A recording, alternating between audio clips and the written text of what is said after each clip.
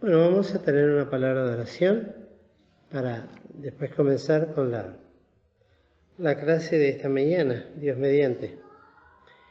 Bendito Padre que estás en el cielo, queremos llegarnos delante de tu presencia en esta mañana para que en tu misericordia tú puedas, en primer lugar, por los méritos de Cristo, limpiar nuestros corazones con su sangre preciosa de nuestros pecados, aquietar nuestra mente, nuestra alma de tantos pensamientos y cuestiones que tal vez podemos traer del mundo, de afuera, de la calle, y llegarnos hasta este lugar por un momento, por un rato, para meditar con tranquilidad y aprender un poquitito más de tu santa y bendita palabra.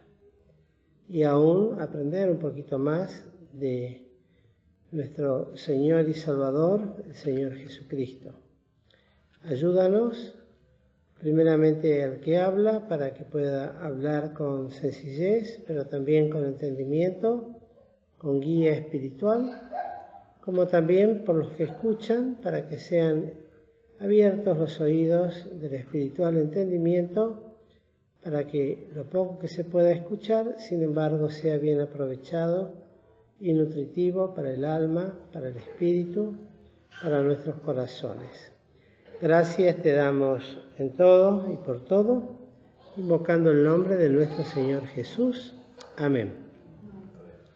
Muy bien, queridos hermanos, continuando con el tema que venimos desarrollando, en esta mañana nos corresponde hablar del Señor del Reino, específicamente ya adentrando más en este tema del reino de los cielos. Hoy corresponde hablar de justamente aquel que es el Señor de este reino.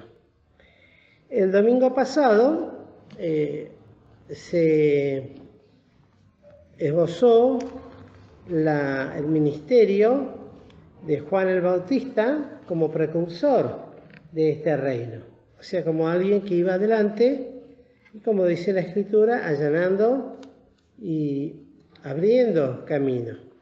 Ustedes recuerdan que uno de los detalles tan importantes que había, que existió y que sucedió para con el pueblo de Israel, es que durante un periodo de casi 400 años, el doble casi de la historia de la Argentina, no hubo pronunciamiento de la palabra de Dios, no tuvieron profeta. No había quien hablara la palabra de Dios.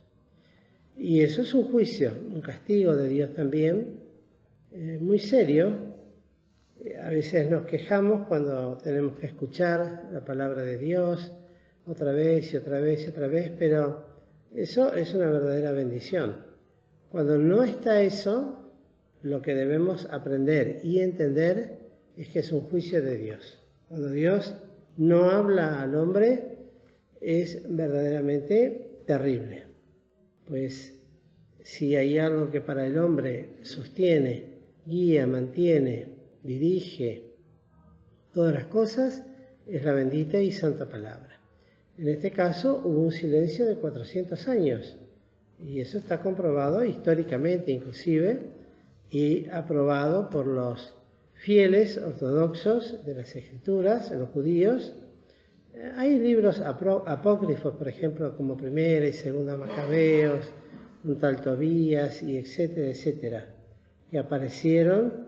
Los macabeos realmente existieron. Fue un tiempo también que tuvieron su participación y su suerte entre el pueblo de Israel, pero nada tuvieron que ver con la inspiración verbal y plenaria de la palabra de Dios y lo que Dios quería que quedara registrado en las Sagradas Escrituras. Por eso los judíos fieles no lo aceptaron nunca, esos libros apócrifos. Apócrifos quiere decir que no son los que componen el canon bíblico propiamente dicho, y los que están son los que ellos realmente reconocieron como inspirados, inerrables, y totalmente guiados por la palabra de Dios y que no fueron traídos por voluntad humana. Entonces, en determinado momento, cuando Dios, llegado el tiempo y el cumplimiento y que todas las cosas se habían dado oportunamente en las condiciones humanamente hablando, históricamente y físicamente hablando, empieza nuevamente a obrar y aparece este siervo de Dios llamado Juan, que era primo hermano del Señor Jesucristo, con una diferencia de 6 meses de edad, el cual una de las características que se habló es que era nazareo, era un hombre llamado de Dios, en el cual no podía comer determinadas comidas ni beber determinadas bebidas, un hombre que se crió en el desierto y que lo describe la palabra de Dios como que vestía con pieles o vestidos de rústicos, que era el vestido que tenían que usar los nazarenos, hecho con pelos de camello, y que comía miel y langosta, miel silvestre y langosta. Las langostas, entiéndase que son unas especies muy especiales que hay aún hasta el día de hoy en toda esa zona. Y él vino anunciando, y con mucho poder, potencia y auxilio de Dios, fue anunciando el reino de los cielos. Esto es muy importante porque no solamente anunciaba el reino de los cielos, sino al Señor del reino de los cielos. Las dos cosas.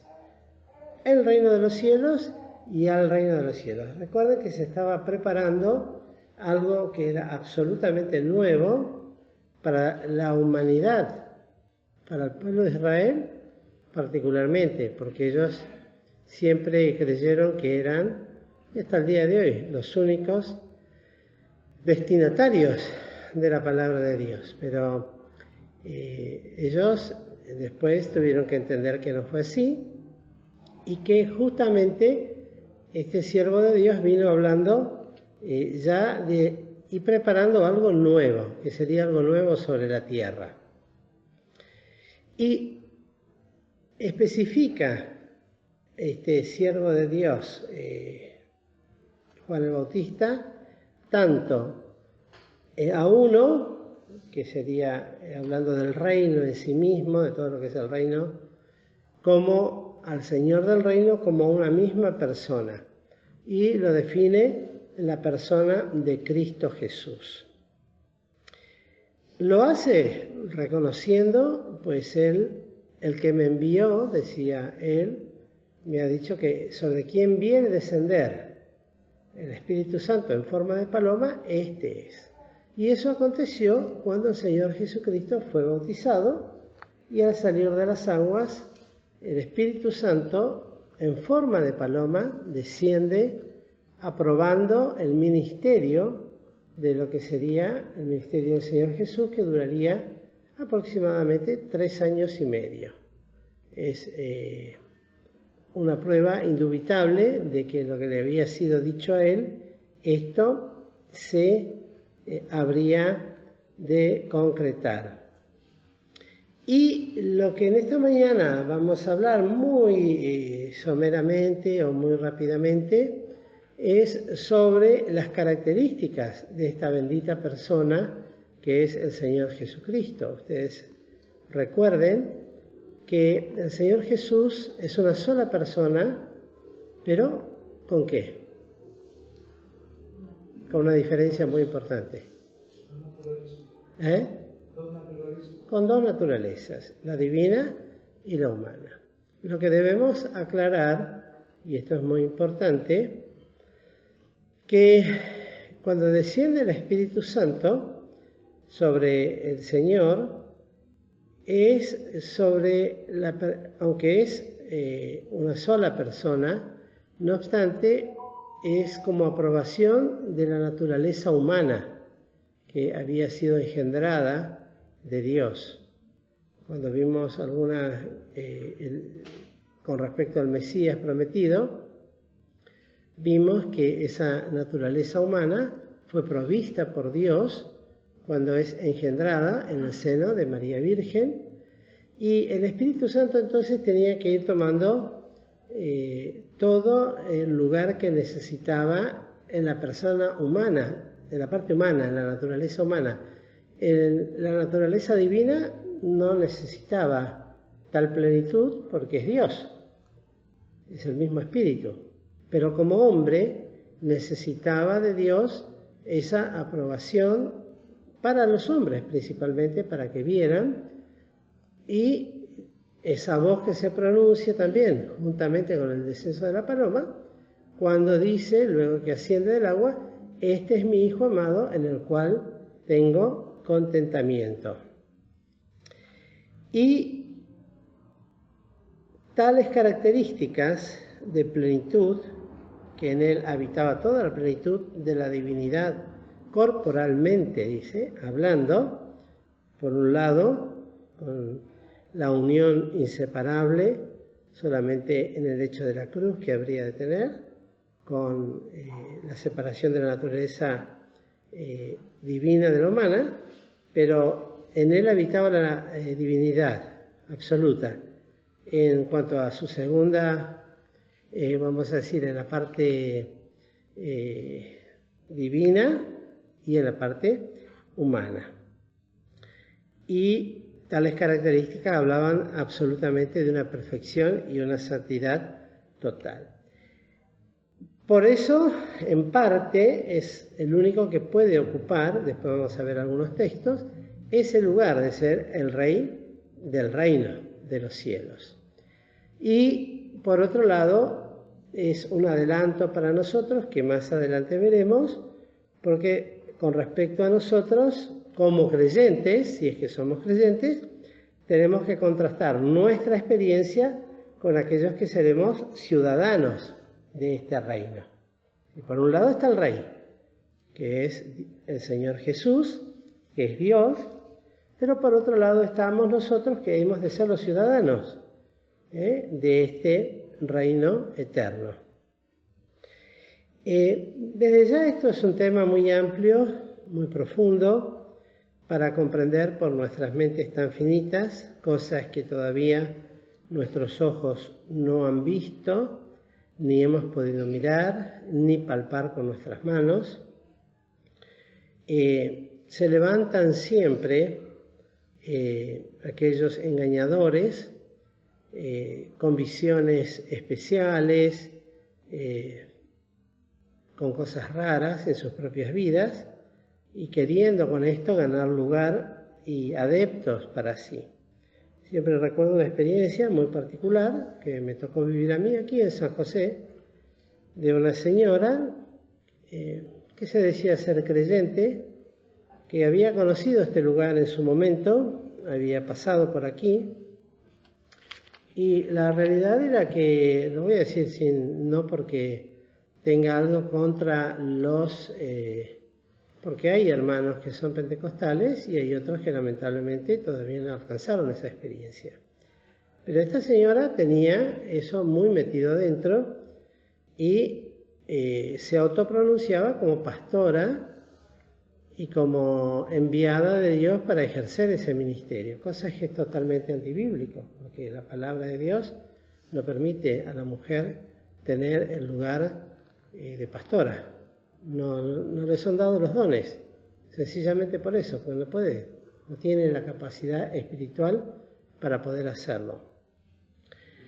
Y me recuerdo que me invitó, porque a ella le llegó en sus manos lo que nosotros tenemos como guía, por supuesto la palabra de Dios, pero tenemos lo que llamamos la síntesis de propósitos, doctrina y práctica de nuestra iglesia, donde se resumen y se ordenan temáticamente y sistemáticamente los distintos artículos de fe y de doctrina que nosotros predicamos, enseñamos, aceptamos y defendemos, que lo denominamos síntesis bíblica, que no es que es una Biblia resumida, se pone síntesis bíblica porque lo que se hace es ir ordenando las doctrinas que nosotros creemos como Iglesia Cristiana Evangélica y que son las que predicamos en nuestras predicaciones. La Biblia sigue siendo única,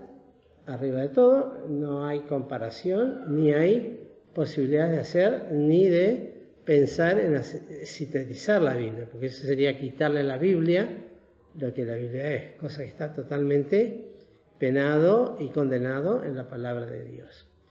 Lo otro es un manual, ¿cómo podríamos decir? Como los estatutos que tienen las instituciones, para que lo entendamos, ¿no? Donde se ordenan cuáles son las cosas que nos manejan. Bueno, eso, la síntesis para nosotros es donde se habla del Padre, del Dios Trino, del Hijo, de la Biblia, de los ángeles, y lo va tomando tema por tema. Entonces es más sencillo estudiarlo así, y uno sabe dónde están los textos que hablan de tal o cual doctrina.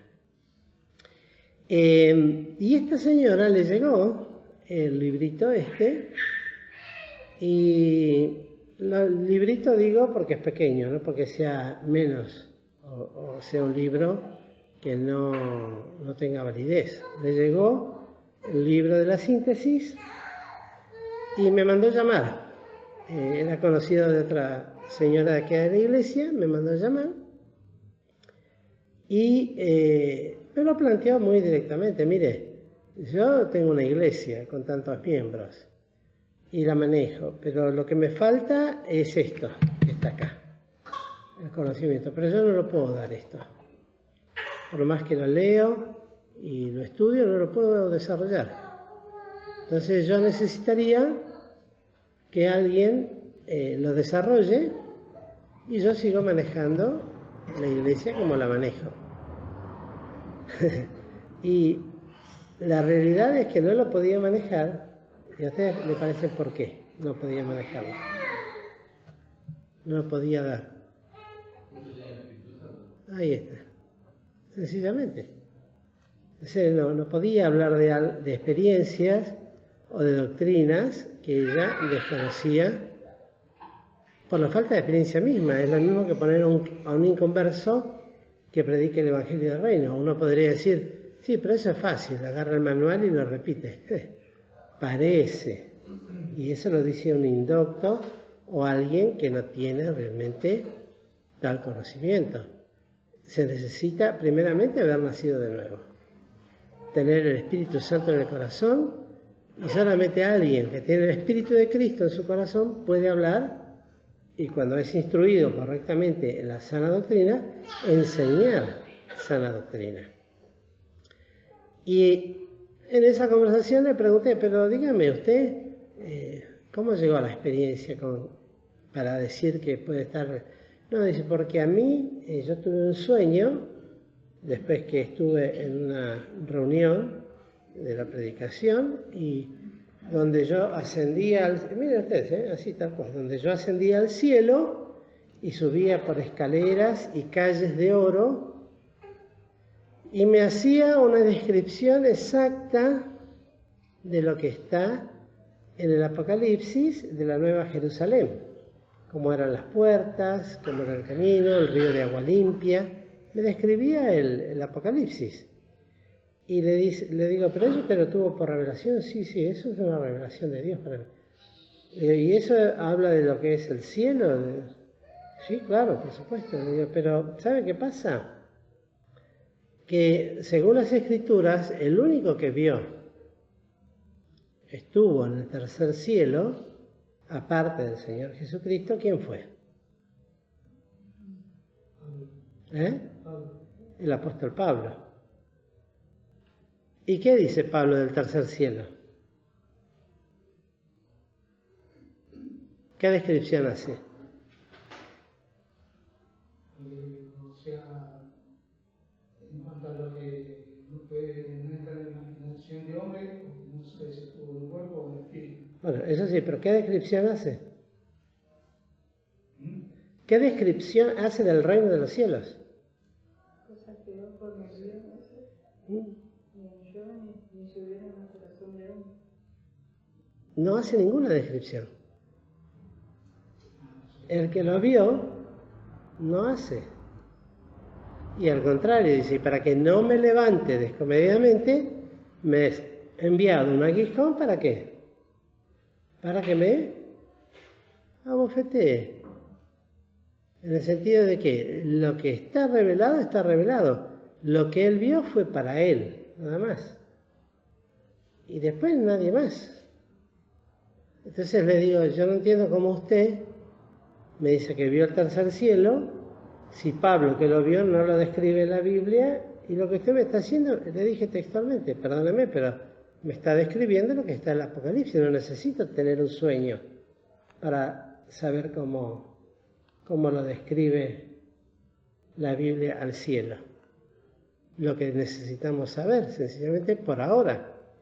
Entonces, esto es el peligro que corremos y que se corre en este tiempo de tantos hombres y aún mujeres que se levantan como guiados, iluminados de Dios, y como esto muchos, muy engañadores y muy firmes y seguros en lo que creen, y ciertamente llevan muchos discípulos tras sí, porque son al punto tal que muchos de ellos que son puestos a predicar ni siquiera leen la Biblia. Lo único que tienen que hacer es mencionar cada tanto a Dios y al Señor Jesucristo y al Espíritu Santo. Y uno puede llegar a escuchar barbaridades con relación a tales cosas que no se ajustan en lo más mínimo a la palabra de Dios. Entonces el reino de los cielos, eso lo vamos a ver el día en que seamos transformados a su semejanza y desde el punto de vista material, podamos tener la imagen de aquel que nos salvó y nos transformó y podamos verlo entonces tal cual es, mucho más perfecto y santo y limpio que lo que describe la Escritura. No es que lo que describe la Escritura no lo sea, pero hay un versículo que es muy claro ahí en Apocalipsis, capítulo 17, verso 17.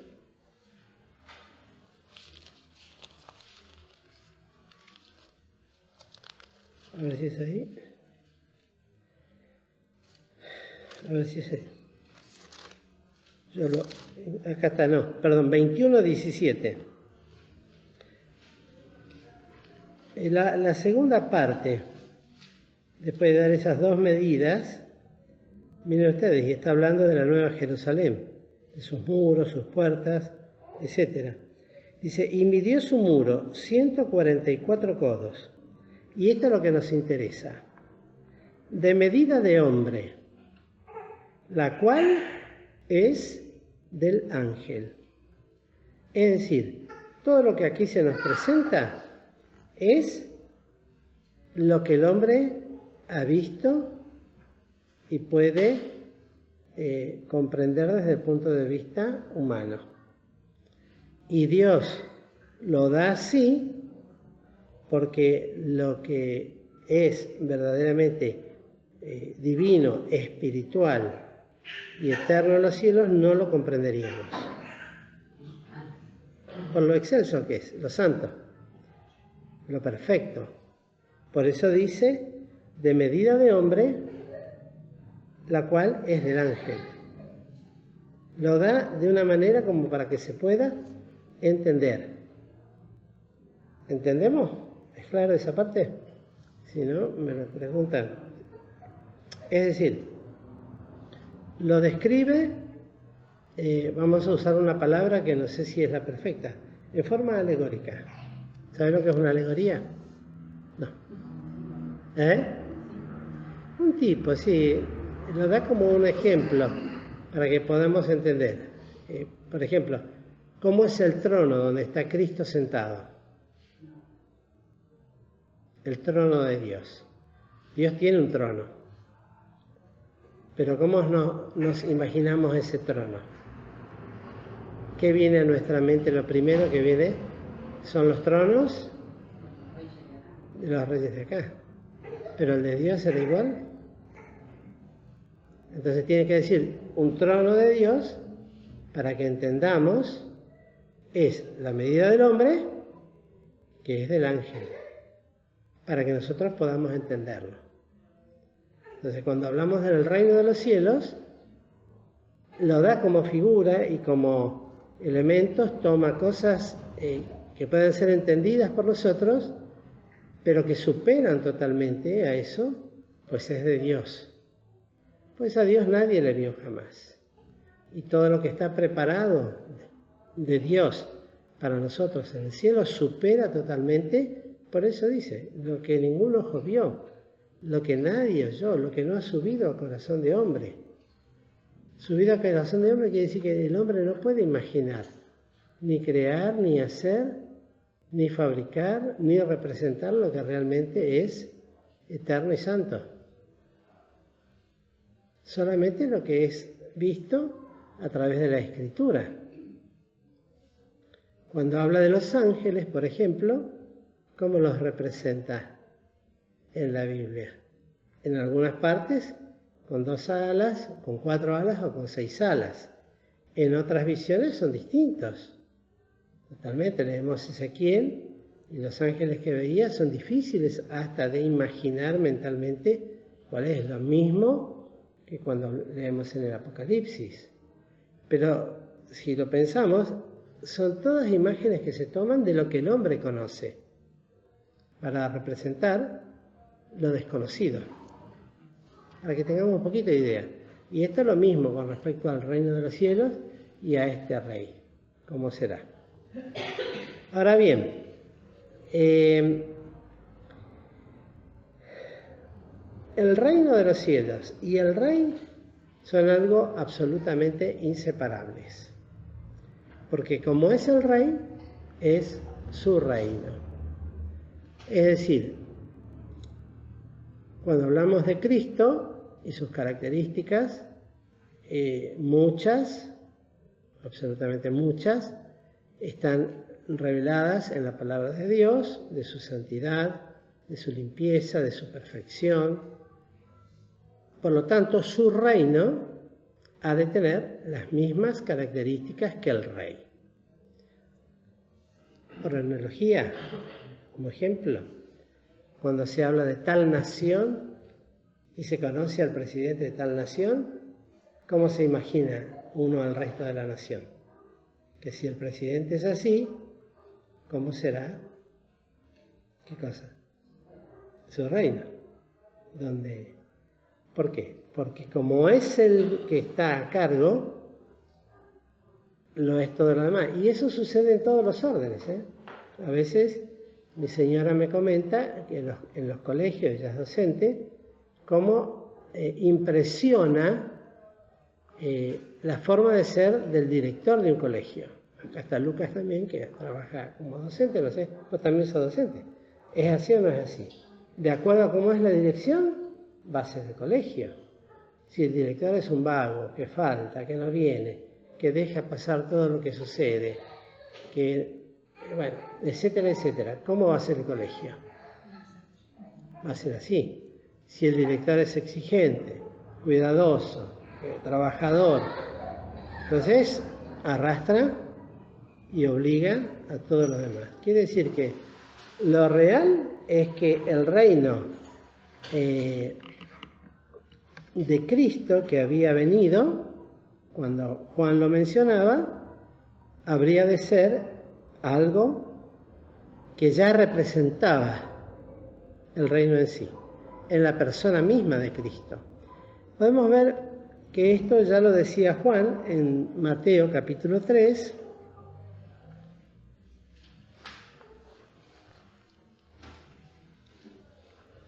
versículo 2.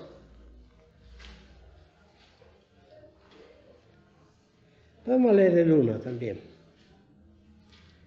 Dice, y en aquellos días vino Juan el Bautista predicando en el desierto de Judea y diciendo, arrepentíos que el reino de los cielos se ha acercado. Y cuando hablaba de esto, tiene que ver con esto que les decía recién, si ven en la hoja de al lado, en Mateo 3 también, el versículo 16, que habla del bautismo de Jesús, que fue bautizado por Juan. El 16 dice, y Jesús, después que fue bautizado, subió luego del agua, y aquí los cielos fueron abiertos, y vio al Espíritu de Dios que descendía como paloma y venía sobre él. Y he aquí una voz de los cielos que decía, este es mi Hijo amado, en el cual tengo contentamiento. Es el Hijo de Dios, el que fue engendrado en el vientre de María. Bueno, Juan ya lo predicaba. Iba terminando toda una dispensación, que era la de la ley. Con Juan se terminaría y ya empezaba a anunciar lo que vendría después, que es el reino de los cielos en la dispensación de la gracia. Cuando Juan deja, porque fue muy cortito, ustedes recordarán que fue muy cortito, muy breve su ministerio, toda una vida preparándose, el ministerio muy corto, porque inmediatamente le abrió el camino con su predicación al que se había acercado, que era nada más y nada menos que el Hijo amado de Dios, en el cual Dios tenía contentamiento. Imagínense. Miren, les cuento una experiencia. Yo el otro día iba en el auto reflexionando personalmente y la Biblia dice, sed imitadores de mí como yo lo soy de Cristo. Y yo decía, qué difícil es ser imitador de Cristo, porque más allá que debería ser una preocupación de ocuparnos de eso como creyentes, qué lejos que está el Señor. Y yo decía para mí mismo, si Él decía que era gusano, como siervo, Cristo, yo decía, ¿yo qué soy? Y decía, no, Cristo es sin igual. No hay otro como Cristo. Alabando y ensalzando el nombre del Señor y reconociéndole personalmente a Él, que es único en su persona, como hombre y como Dios, pero como hombre no hay otro igual. Cristo es sin igual y la iglesia canta y los cielos cantarán tal realidad. Cuando Cristo toma su ministerio, fíjense si dan vuelta la hoja en el capítulo 4 de Mateo, en el versículo 17, dice, desde entonces comenzó Jesús a predicar y a decir, arrepentíos, que el reino de los cielos se ha acercado. Así terminaba su ministerio Juan el Bautista. Y si quieren otro texto, fíjense ahí en Juan, capítulo 3,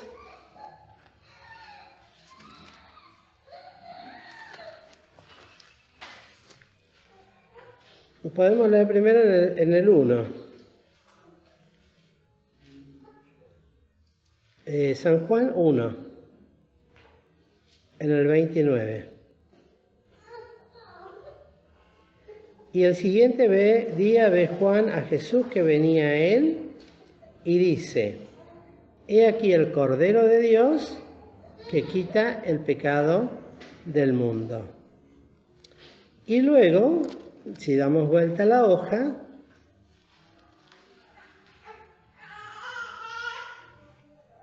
perdón, a ver si es acá, en el 3, en el capítulo 3, que yo no recuerdo si fue Alfredo o Enrique que lo mencionó, pero lo volvemos a repetir, el capítulo 3, verso 30, cuando Juan decía, a él conviene crecer, hablando de Cristo, más a mí menguar. El que de arriba viene sobre todo es el que es de la tierra, terreno es y cosas terrenas habla. El que viene del cielo, sobre todo es. Y lo que vio y oyó, esto testifica. Y nadie recibe su testimonio. El que recibe su testimonio, este signó que Dios es verdadero. Porque el que Dios envió, las palabras de Dios habla. Porque no da Dios el Espíritu por medida. El Padre ama al Hijo y todas las cosas dio en su mano. El que cree en el Hijo tiene vida eterna, mas el que es incrédulo al Hijo no verá la vida, sino que la ira de Dios está sobre él. Y esta era la predicación de Juan el Bautista. Es muy similar, prácticamente la misma predicación que daba el Señor Jesús. Si dan vuelta a la hoja, en el mismo capítulo, dice, y esta es la condenación, por ejemplo, desde el 16 ya lo conocemos, porque de tal manera amó Dios. Y en el 17, porque no envió Dios a su Hijo al mundo para que condene al mundo. En el 18, el que en él cree no es condenado. El que no cree ya es condenado, porque no creyó en el nombre del unigénito Hijo de Dios. Y esta es la condenación, porque la luz vino al mundo y los hombres amaron más, etcétera, etcétera. Y en el 27, cuando vienen a Juan y le dicen, el que estaba contigo, en el 26, de la otra parte del Jordán, del cual tú diste testimonio, he aquí bautiza y todos vienen a él. Y respondió Juan. Ustedes ven que lo que está dicho anteriormente lo dice el Señor Jesús. Del 27 en adelante lo dice Juan el Bautista. No puede el hombre recibir algo si no le fuere dado del cielo. Y entonces él mismo declara en el 28, yo no soy el Cristo, sino que soy enviado delante de él. Pero su predicación era exactamente la misma, porque si leemos desde el 31 hasta el 35, pareciera, si es que no leemos detenidamente y con cuidado la Escritura, que es el mismo Señor que hablaba en los versículos anteriores, que está hablando en estos versículos. Es decir, la misma predicación, que empieza Juan el Bautista, luego sigue el Señor Jesucristo con esa misma predicación, el reino de los cielos se ha acercado, y de la importancia que tenía de su establecimiento, y luego los discípulos, cuando son enviados a predicar sobre este reino de los cielos. Fíjense en Lucas, el capítulo 10, el versículo número 9. Lucas 10, verso 9.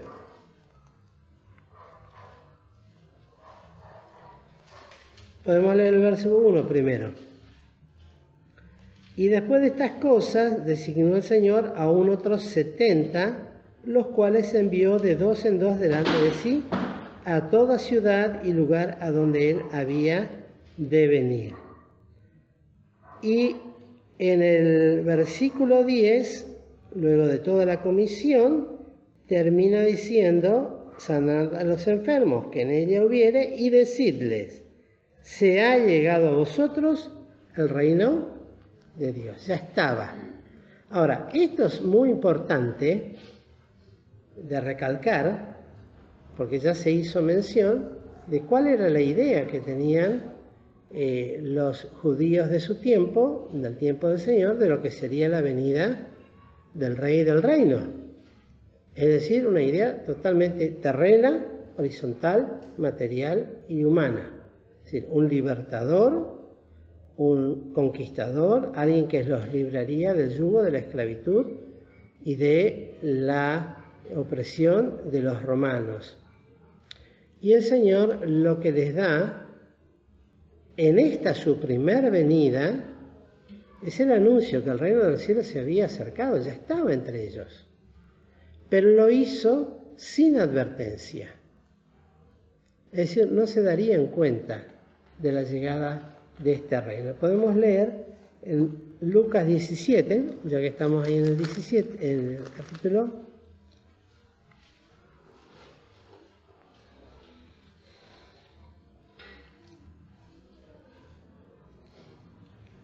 17-20, nos dice: y preguntado por los fariseos cuándo había de venir al reino de Dios, le respondió y dijo: el reino de Dios no vendrá con advertencia, es decir, con señales prodigiosas, con eventos fabulosos, por decirlo de alguna manera.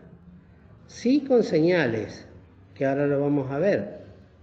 Ni dirán, helo aquí o helo allí, porque aquí el reino de Dios entre vosotros está. Y para comparar vamos a leer en Mateo capítulo 24, los versículos 23 y 24. Miren lo que acababa de decir el Señor. Ni dirán, helo aquí o helo allí, porque aquí el reino de vosotros, de Dios entre vosotros está. Y fíjense en Mateo 24, versículo 23. Entonces, si alguno os dijere, he aquí está el Cristo o allí, no creáis.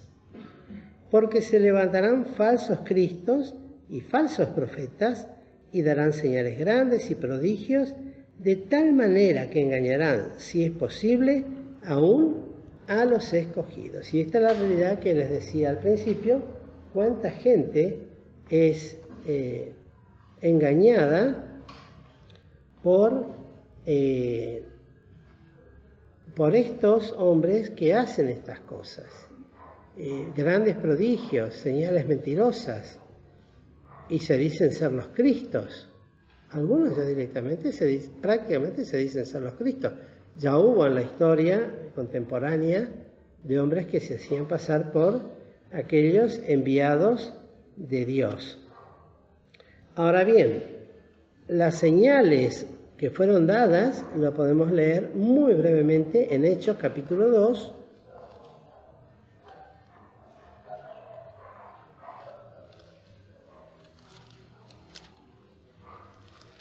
Hechos 2,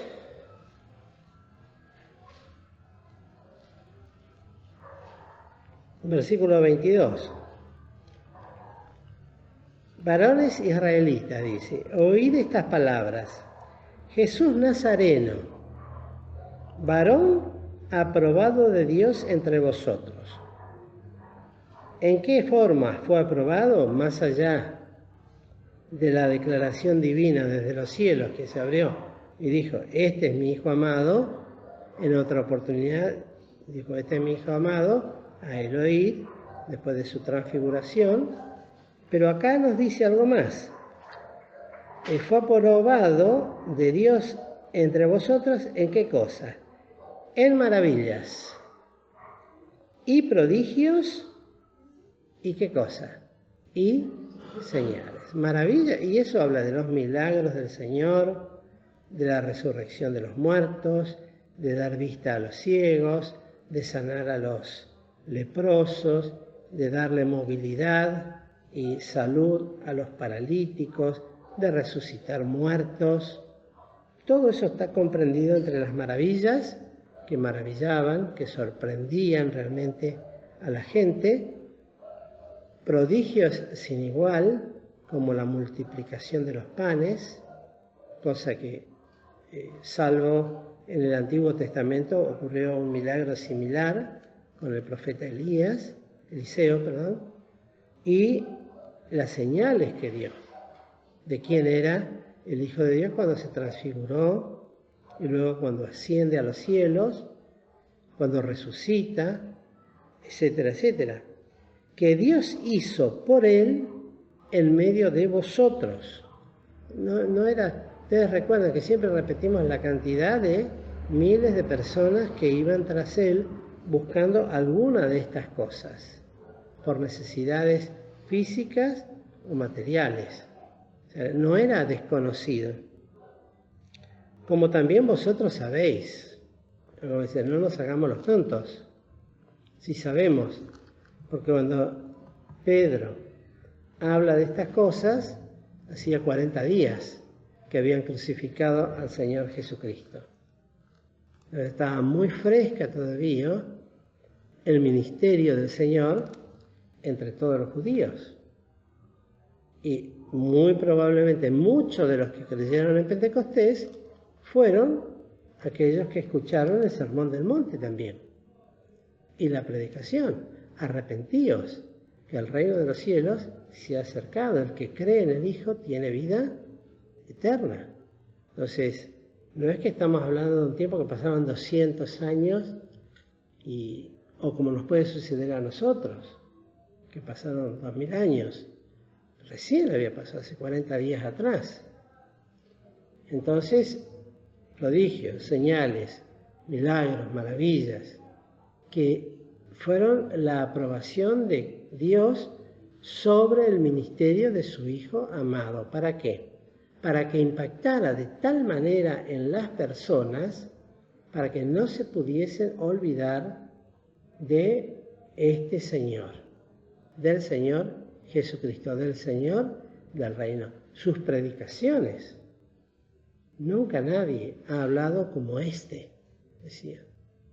Cuando uno lee el Sermón del Monte, algunos estudiosos de la palabra de Dios, sanos intérpretes, lo han definido como las leyes morales que han de regir en el reino de los cielos. En el reino de los cielos. Y a veces nos cuesta, he pensado sencillamente, una experiencia que tuve yo, que uno piensa, bueno, tenía que haber dado la otra mejilla. Es larga, no lo voy a contar ahora para no robar tiempo. Pero no lo hice, reaccioné, no mal en el sentido de pegarle a otra persona. Bueno, recibí un golpe muy fuerte y me enojé. Encima, justo el lugar donde estoy hace años tratando de rehabilitar, y me dieron un golpazo tremendo que me dolió mucho y en ese momento reaccioné. Pero ahí, bueno, tenía que haber actuado la obra del Espíritu en mi corazón. Y bueno, tenía que haber reflexionado antes de, como dicen, ¿no? Contar hasta 10, antes de decir algo. Y bueno, tal vez dar la otra mejilla, como dice el Señor. Al que te hiere una mejilla, dale también la otra. Bueno, entonces por eso le decía, lo que era el Señor y lo que somos nosotros, que no aguantamos ni una. Entonces, ¿cuál es la gran diferencia? Y todas estas cosas nos hablan de lo que era el Señor en sí mismo y por qué podía ser el Rey y puede ser el Rey y es el Rey de este reino eterno. Y más aún luego, después, esto está hablando para las personas, pero así como les contaba la experiencia de esta señora que no podía hablar de la síntesis ni de las doctrinas, no podía hablarlas, ¿por qué? Bien lo dijo un hermano, porque no tenía el Espíritu Santo en el corazón. Y podríamos decir, porque no era un ciudadano del reino de los cielos, porque no tenía el Espíritu Santo en el corazón.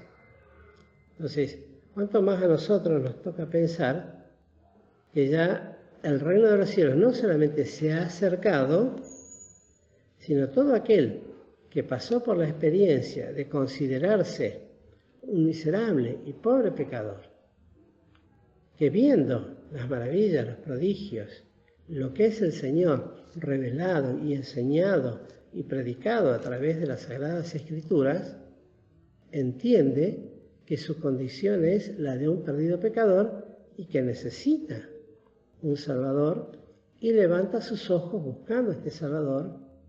Bueno, el que cree en Él tiene vida eterna. El que no cree, no, ya es condenado. No hay un lugar intermedio que puede ser salvo o no puede ser salvo y yo camino ni una cosa ni otra. Eso lo hacen los racionalistas. He dicho sea de paso, es lo que estamos hablando los días martes en la reunión de oración del racionalismo religioso, que quieren imponer un camino del medio, o que cada uno se salva como cada uno puede. Esto es notable, porque esto que nos sirva solamente como enseñanza, ¿no? Yo no me puedo poner acá a hablar de medicina. No me puedo poner a hablar de medicina. Aunque pueda tener ciertos conocimientos, pero cuánto mal haría si desde acá me pongo a hablar de medicina y lo que tienen que hacer frente a determinada enfermedad, etcétera, etcétera. Y ninguno de nosotros debería hacerlo. Por eso vamos a los médicos, que se supone que son los que estudiaron para eso. Pero sin embargo, en cuestiones de religión y de fe, todo el mundo habla y todo opina. Todo el mundo establece su propio Dios y su propia forma de vivir. Libres pensadores. Cada uno piensa como quiere. Es como que si yo soy diabético, bueno, yo pienso la diabetes como quiero. A mí la diabetes no me va a hacer nada, ¿por qué?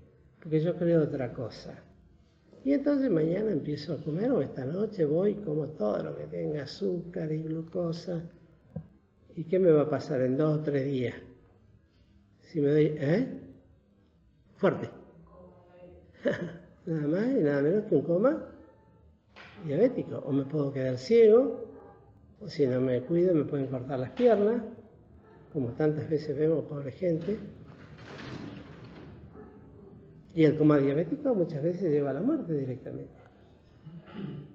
Quiere decir que no por ignorar la enfermedad, esta no va a ser lo que tiene que ser. Lo mismo sucede en cuestiones de fe. Todo lo que el Señor hizo como el Rey y que se presentó en una perfecta condición de humildad, no así será en su segunda venida, pero en su primera vez nació en un pesebre, vivió en Nazaret, fue hijo de un carpintero y seguramente aprendió el oficio de carpintería y no tenía dónde reposar su cabeza. Las zorras tenían cueva y los pájaros nidos, pero el Hijo del Hombre no tenía ni eso. No vivía como un indigente, pero no tenía posesiones de las cuales aferrarse a este mundo. ¿Por qué? Porque Él había venido a otra cosa, a salvarnos. Y esa era su vocación, ese era su propósito. Entonces, lo hizo en total humildad. Y todo esto quedaba a vista y a los ojos de los judíos de su tiempo. Y al libre albedrío. El que quiere creer, crea. Y el que no quiere creer, que no crea. Pero no quiere decir que cada una de esas dos actitudes no van a traer sus consecuencias. Porque al que cree, le será dado, le será abierto, será salvo. Al que no cree, y bueno, Dios no lo obliga a que cree. Le da todo, le muestra todo lo que este Rey ha hecho por nosotros. Y lo que es Él en sí mismo. Pues los cielos y la tierra pasarán, pero Él permanece para siempre. Igual, no cambia. No cambia. El Señor es el mismo. Y hasta decía un anciano pastor, Él es mi amigo. Después de tantos años de ministerio, tengo un amigo. La otra vez escuchaba decir a una persona, la verdad, yo no tengo amigos. No hay amigos. ¿Qué amigos podemos tener en este mundo? Si es todo arena movediza. ¿Quién es el único que siempre va a estar? En el cual podemos confiar y esperar, aún en las situaciones absolutamente más difíciles que nos toquen vivir. Sea cual sea, es el Señor. Entonces, está en la libertad. Y ustedes calculen que los judíos de su tiempo veían los milagros y no importaba el milagro, les importaba que lo había hecho en el día sábado. 6 días hay para que vengan a ser curados y vienen el día 7º, que es el día de descanso. Y una mujer que había sido agobiada 18 años del enemigo, fue sanada por el Señor, pero lo hizo en el sábado. Pero ¿por qué en el día sábado? ¿Qué me importa que haya estado agobiada 18 años? Pero ¿por qué en el día sábado? ¿Por qué no vino el lunes? ¿Por qué no vino el viernes o el domingo? El sábado tiene que hacerlo. Eso es ser absolutamente ciego y obtuso, porque si ves que un paralítico que no caminó en toda su vida se levanta, toma su leche y anda, y todos sabían, ¿cómo pueden decir? No, pero ¿por qué lo hizo sábado? No veían. Teniendo ojos, no veían. Teniendo oídos, no oían. Al contrario, se cargaban de odio y de envidia amarga, porque no podían igualar al Señor, porque era el Rey. Él era el Señor del sábado, no el sábado era para que el Señor se sujetara. Él era el Señor del sábado. Es un tema largo ese también. Pero todo esto nos habla verdaderamente de un Cristo Rey, de un Mesías ungido, que fue puesto y mencionado en las Escrituras más de 80 veces como el Hijo del Hombre, que es un título divino para el Hijo del Hombre, que habla de su divinidad. El Hijo del Hombre.